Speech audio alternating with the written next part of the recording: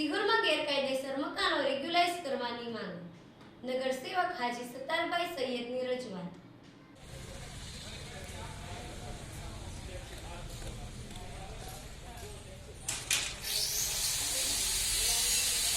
આપણા પરિચય સાથે. વોર્ડ નંબર 9 સિહોર નગરપાલિકા સત્તારભાઈ એમ સૈયદ, નગર સેવક સિહોર.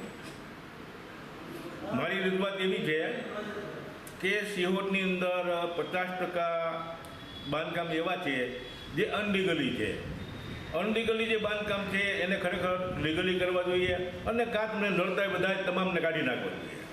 પણ મારી એક રજૂઆત એવી છે કે જે બાંધકામ લોકોએ કરી નાખ્યા છે એને લીગલી કરવાની પ્રોસિજર કરો. નગરપાલિકાના આવક થાય, નગરપાલિકાને સમયસર વિકાસનું કામ થાય, સમયસર કર્મચારીઓના પગાર થાય અને એક આવકનો સ્ત્રોત વધે. અને અમારી એક રજૂઆત એક ખાસ એ છે કે ભાવનગર કાળિયાબીડની અંદર જે અનલીગલી હતું તે તમામની લીગલી કરવામાં આવ્યું છે, તો એ પ્રોસિજર સિહોરની અંદર થઈ અને ડીએમ સાહેબને આની રજૂઆત કરીને અને આમાં સફળતા મેળવે. નગરપાલિકા સારું કામ કરશે તો લોકો સારા વખાણ કરશે અને લોકોને ઉપયોગી કામ થશે, લોકોનો ખરેખર વિકાસ થશે અને લોકો શાંતિથી રહી શકશે. પણ નગરપાલિકા ગરીબ માણસોના જે રહેણાંક પાડી રહી છે તે યોગ્ય નથી. હંમેશા દરેકને ન્યાય મળવો જોઈએ, અન્યાય થાય એવું કોઈ કામ ન કરવું જોઈએ. હાઈવે રોડથી તમે દૂધ ડેરીથી શરૂ કરો તો તમામ જગ્યાએ બધે અનલીગલી જોવા મળે છે. બરાબર, કોઈ જગ્યા એવી નથી કે જ્યાં અનલીગલી બાંધકામ ન હોય.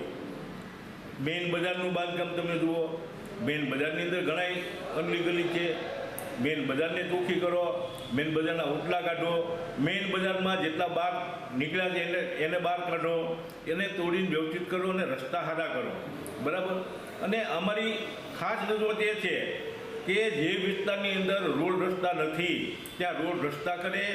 લોકોની પાસેથી આપણે ટેક્સ લઈએ છીએ, ટેક્સ આપણે છોડતા નથી અને ટેક્સ પ્રમાણે આપણે એને સગવડતા આપતા નથી. તો તમામ વ્યક્તિઓને, તમામ નાગરિકોને સારી સગવડતા મળે તેવું કામ નગરપાલિકાએ કરવું જોઈએ એવી અમારી ઈચ્છા છે. હા, પછી વધુમાં મારું કહેવાનું કે સિહોરના 1 થી 9 વોર્ડની અંદર તમામ જગ્યાએ અનલીગલી બાંધકામ રેસિડેન્શિયલ છે. બરાબર, તે તમામને લીગલી કરવાની પ્રોસિજર નગરપાલિકાએ કરવી જોઈએ. નગરપાલિકા આ પ્રોસિજર કરશે તો ખરેખર એનો વિકાસ થશે, એમાંથી જે આવક થશે એમાંથી આપણે કોઈ વિકાસનું કામ કરવું થઈ શકશે, કર્મચારીઓના પગાર નિયમિત થઈ શકશે અને આપણે જે કાંઈ વિકાસનું કામ કરવું છે એમાંથી થઈ શકશે.